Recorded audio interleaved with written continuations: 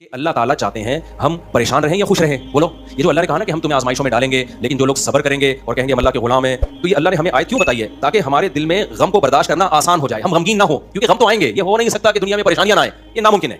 ये हर शख्स को आती हैं। आप समझते हो बड़े लोगों को नहीं आती? बड़े लोगों की परेशानियां बड़े लेवल की होती हैं, बहुत ऊंचे लेवल की होती हैं। तो ये परेशानी तो हर शख्स को आएगी। अल्लाह चाहते हैं कि इनमें बर्दाश्त की आदत हो जाए, ये खुश रहना सीखें। तो इसी वजह से दुनिया में सबसे बड़ा इनाम क्या है? खुशी है या नहीं है? पैसा इंसान क्यों हासिल करता है? खुश रहने के लिए। सेहत क्यों चाहता है? खुश रहने के लिए। तो अल्लाह ने कुरान में फरमाया कि अला बिज़िक्रिल्लाहि तत्मइन्नुल कुलूब, अल्लाह के जिक्र से दिलों को सुकून मिलता है। अब पता है लोग वजीफे पढ़ते हैं पैसा हासिल करने के लिए, वजीफों में अल्लाह का जिक्र किया जाता है, हालांकि अल्लाह कह रहा है वजीफों से पैसा नहीं, वजीफों से क्या मिलेगा? सुकून मिलेगा। सुकून के लिए कोई वजीफा नहीं पढ़ रहा होता। कमाल की बात है या नहीं है? अबे भाई सुबह शाम लोग हमारे पास आते हैं, मुफ्ती साहब पैसे ही नहीं है, बेरोजगारी है, बिल इतना आ गया, दिल चाह रहा है वो बिल बकरी को खिला दें, ठीक है? तो आप कोई वजीफा बताएं, तनख्वाह बढ़ जाए, हमारी पैसे बढ़ जाए, तो मैं बता तो देता हूं हस्बी अल्लाह व निअमल वकील या रज़ाक, पढ़ लेनी चाहिए। लेकिन कुरान जो वजीफे बता रहा है पैसे बढ़ाने के लिए नहीं, बल्कि सुकून के लिए। क्या मतलब? गुर्बत में सुकून मिल जाएगा। आपको पैसे मिलके भी सुकून ना मिले, इससे बेहतर वो गरीब नहीं है जो पैसे ना मिलके उसको सुकून मिल रहा हो। वो ज्यादा अच्छा नहीं है क्या? वो तो ज्यादा अच्छा है भाई। इसलिए अल्लाह फोकस दौलत को नहीं कर रहे, किसको कर रहे हैं फोकस? सुकून को फोकस कर रहे हैं अल्लाह ताला। मैंने ऐसे गरीब देखे हैं, ऐसा दिल हंस रहा होता है, मुस्कुरा रहा होता है मस्तियों में। अक्सर मैं एक वाकया बताता हूं ना, हमारे घर में मजदूर आते थे, वाले साहब हयात थे, उन्होंने अल्लाह उनकी मग़फ़िरत फरमाए, उन्होंने फ्रेश बनवाना था। तो मजदूर जो थे ना सुबह से लगे होते थे और गुनगुना रहे होते थे। मजदूरों के गाने भी आपको पता है पुराने जमाने के होते हैं, गुनगुना रहे होते थे और वो लगे हुए होते थे ना। शाम के वक्त जब वो प्लस्तर कर रहे थे फर्श पे, तो मैं था, मेरी उम्र होगी 20-22 साल। मैंने कहा यार इस फर्श में ना आप जो हमारे सहन का फर्श बना रहे हो थोड़ा सा चिकना फर्श हो, यानी बिल्कुल जैसे होता है ना प्लेन, ऐसा फर्श हो, ऐसा बनाना।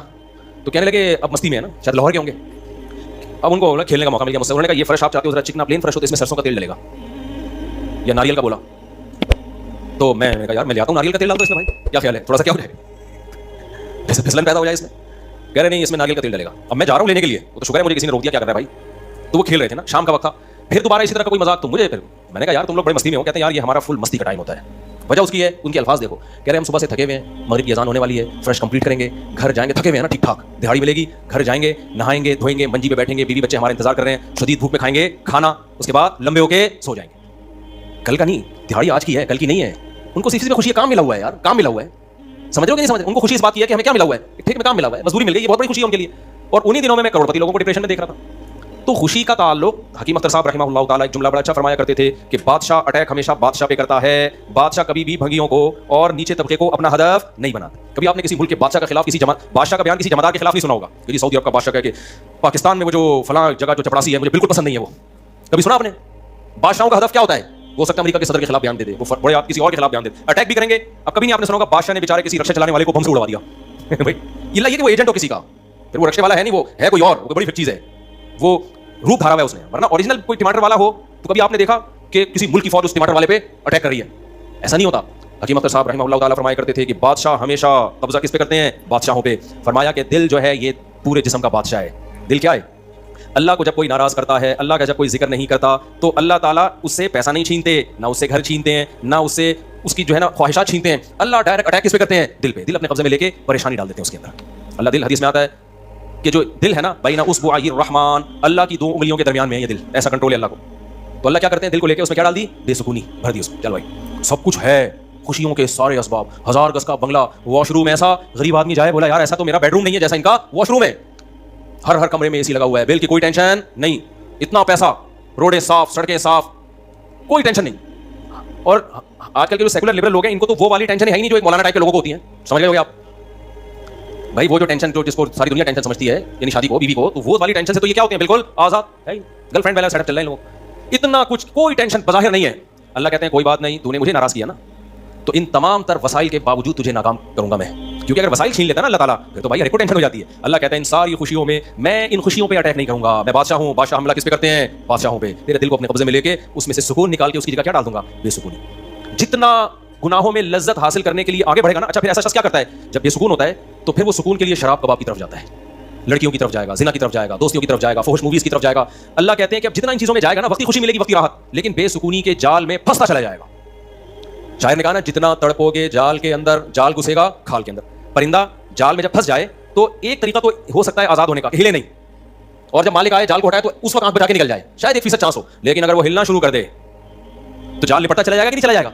देखो मछली जब कांटे पे मुंह मारती है, उसके पास उस वक्त ऑप्शन होता है कि हिल नहीं, बड़े आराम से किसी तरीके से वापस, शायद 1% चांस हो, लेकिन हिलेगी तो ऊपर बैठा हुआ आदमी समझ जाता है कि शिकार इसमें फंस गया है। हिलने से पता चलता है, जोर लगाने से, वो खींचता है, तो जितना पीछे जोर लगाएगी कांटा उतना ज्यादा अंदर घुसेगा। तो नाफरमान क्या करता है, वो सुकून के लिए फुहुश फिल्मों का सहारा लेता है, वो लड़कियों का सहारा लेता है, वो नशे का सहारा लेता है, शराब कबाब का सहारा लेता है। अल्लाह कहते हैं मैंने तुझे कहा था कि तू शरीयत पे नहीं चलेगा, मुझे याद नहीं करेगा, बेसुकूनी में जाएगा, तू कमबख्त इस बेसुकूनी के इलाज में और ज्यादा बेसुकूनी के असबाब इख्तियार कर रहा है। अल्लाह दोबारा उसका दिल हाथ में लेके जितना पहले बेसुकूनी डाली थी ना, वो बेसुकूनी और ज्यादा डाल देते हैं उसने। समझते हो कि नहीं समझते हो?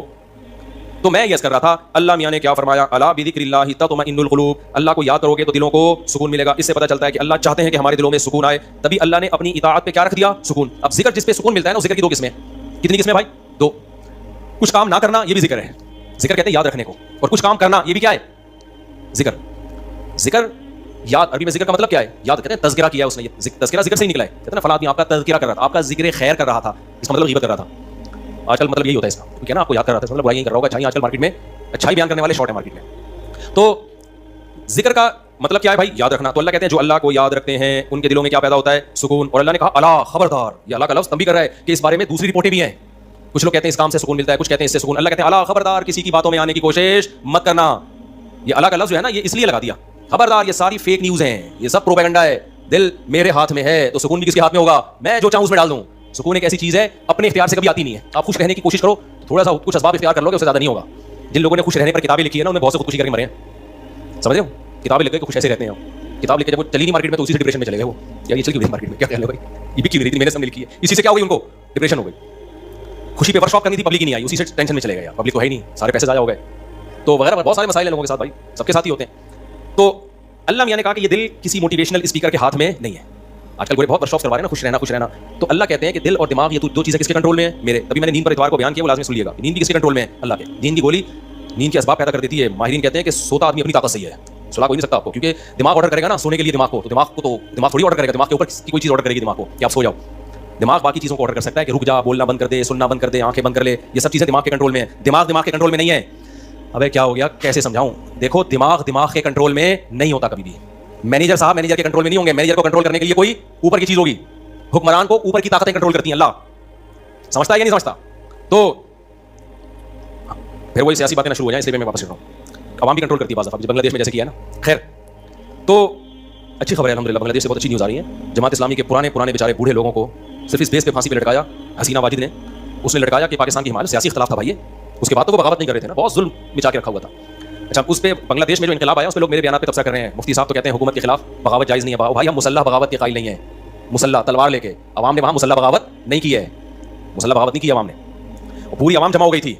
आपके यहाँ तो अवाम है, अभी क्या मैं बोलूँ, कराची की तो माशाल्लाह अवाम को अल्लाह हिदायत दे, उस जुल्म के खिलाफ नहीं धरना कर सकते जो बराह रास्त इनके ऊपर हो रहा है, जो कत्ल हो रहा है ना कराची गलियों में। गटर वटर पे तो बयान हमने छोड़ दिए, अभी तो कत्ल गारत पर बात करो।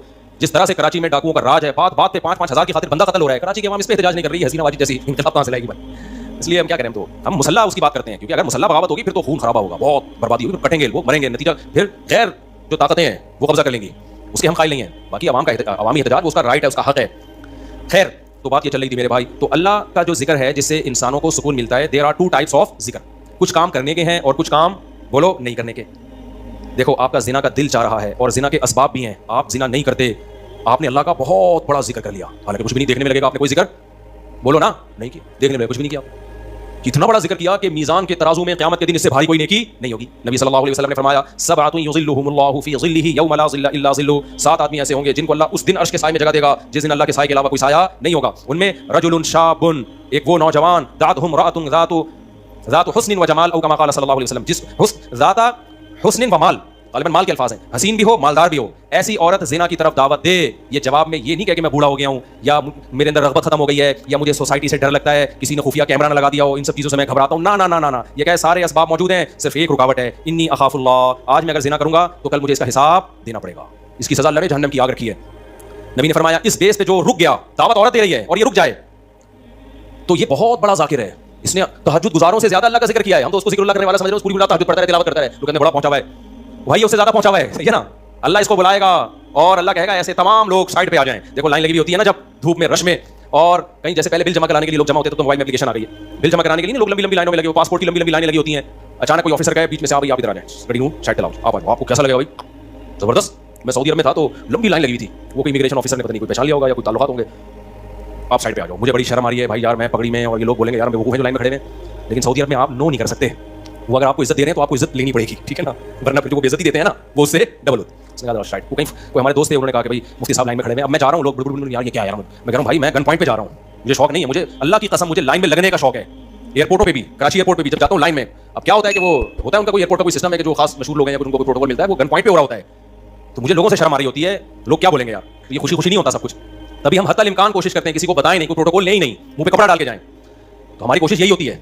अच्छा भाई मेरे भाई, तो फिर क्या वो बात कहां से कहां मैं बहुत ज्यादा घूम रही है आज।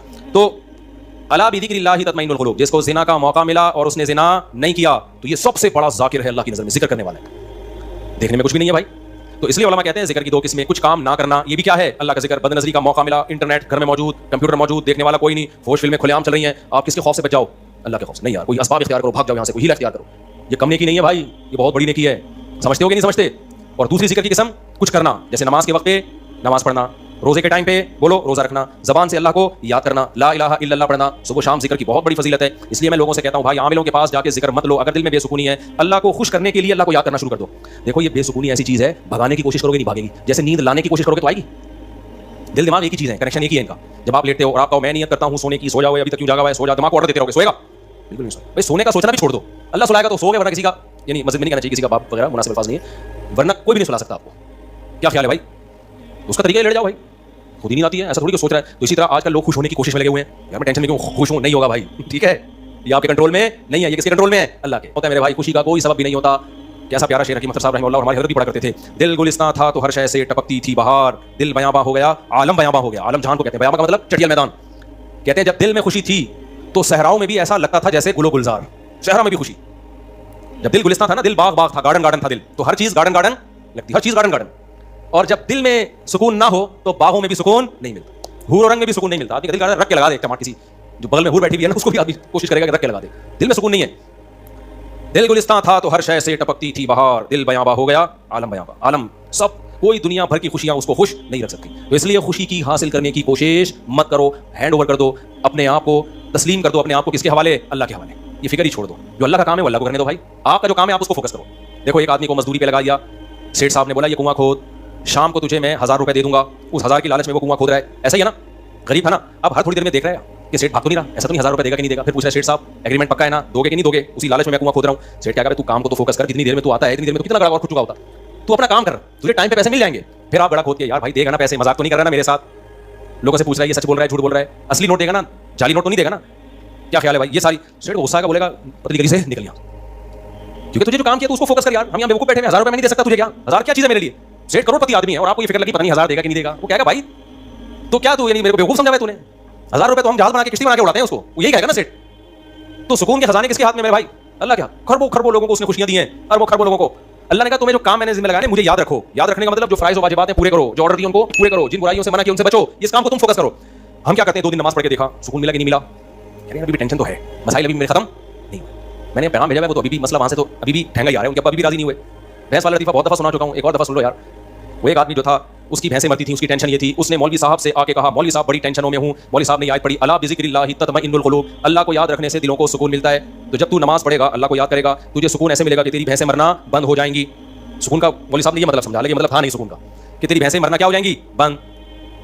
भाई सुकून ऐसे मिलेगा, भैंसें मरे ना मेरे, तेरी तरजीहात ही चेंज हो जाएंगी। भैंस मरना तेरे लिए इतना बड़ा इशू रहेगा नहीं, तेरी तरजीहात ही कुछ और बन जाएंगी। जब आपकी तरजीहात ही चेंज हो जाती है, हदफ और विजन ही चेंज हो जाता है, फिर आप भैंस के जीने और मरने को सफर का हिस्सा समझते हो, फिर आप हदफ किसी और चीज को बनाते हो, समझते हो कि नहीं समझते। तो मौलवी साहब को ये समझाना चाहिए था। मौलवी साहब ने कहा भाई जब तू नमाज पे आएगा तेरी भैंसें नहीं मरेंगी, लिहाजा तुझे सुकून मिलेगा, क्योंकि अल्लाह क्या कहते हैं, जो अल्लाह को याद करता है उसको क्या मिलता है भाई, सुकून। और सुकून का मतलब भैंस, यही मतलब हुआ ना कि भैंस मिलेगी। वो फजर पढ़ने आया, गया तो एक और भैंस मरी हुई थी, आया मौलवी साहब के पास, मौलवी साहब मेरी तो भैंस मर गई, आप कह रहे होते सुकून मिलता है दिलों को, मुझे तो टेंशन और मिल गई। मौलवी साहब ने कहा अल्लाह तुझे आजमा रहा है, जोहर भी दोबारा ट्राई कर, अल्लाह आजमा रहा है भाई। जोहर पड़ी, गया वापस, एक और भैंस, असर में आया एक और भैंस, एक कट्टा ना चीख रहा था बहुत ज्यादा, भैंस का बच्चा नहीं होता, तो उसको बोलता है कि चुप कर जा, तू तो खाली 2 नफिल की मार है, उनको तो मारने के लिए 4 फर्ज पढ़ने पड़े हैं, बड़े बड़े भैंसे थे वो, तू ज्यादा शोर नहीं कर, 2 नफिल पढ़ूंगा अल्लाह के लिए, तेरा इन्ना लिल्लाह हो जाएगा, शोर नहीं कर ज्यादा। समझते हो कि नहीं समझते। तो सुकून का ये मतलब नहीं है, सुकून का मतलब जो काम अल्लाह ने आपके जिम्मे लगाया आप उस काम में जुट जाओ। सुकून की टेंशन बोलो छोड़ो, ये किसके हवाले कर दो, अल्लाह ने देना है दे, नहीं देना नहीं दे, वो देगा। कैसे अल्लाह की क्या पड़ी है यार तुम्हें टेंशन देके है भाई। और अगर परेशानियां आई तो उनमें सबर की तौफीक भी देगा, वो सबर की तौफीक देगा। बौखलाओगे नहीं, अल्लाह हम सबको परेशानियों से बचाए, और अल्लाह ना करे कोई परेशानी मुकद्दर में हो तो अल्लाह सबर की तौफीक दे। हमने तो भाई परेशानियां देखी नहीं है, अल्लाह बचा के रखे हमें।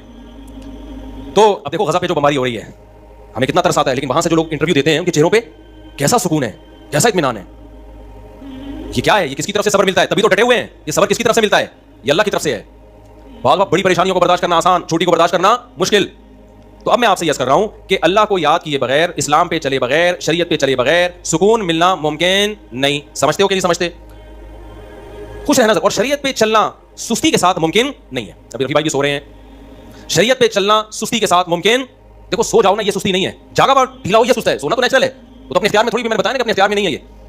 हम लोग जागे में सुस्त होते हैं, जागे में सुस्त होते हैं। सोना तो अपने इख्तियार में थोड़ी, बैठे बैठे लोग सो जाते हैं। हमारे क्लास फेलो थे मदरसे में, वो जब सजदे में जाते सो जाते हैं। उनको कोनी मार के सजदे में उठाना पड़ता था, भाई अगली रकत का शुरू होने वाली है। हालांकि बहुत एक्टिव थे वो, बहुत एक्टिव थे। मैंने बहुत एक्टिव लोगों को देखा बैठे बैठे सो जाते हैं। ये तो ये दिमाग अपने इख्तियार में नहीं है। कौम का मसला जागने के बाद शुरू होता है। ठीक है, जागने के बाद भी क्या है? सुस्त।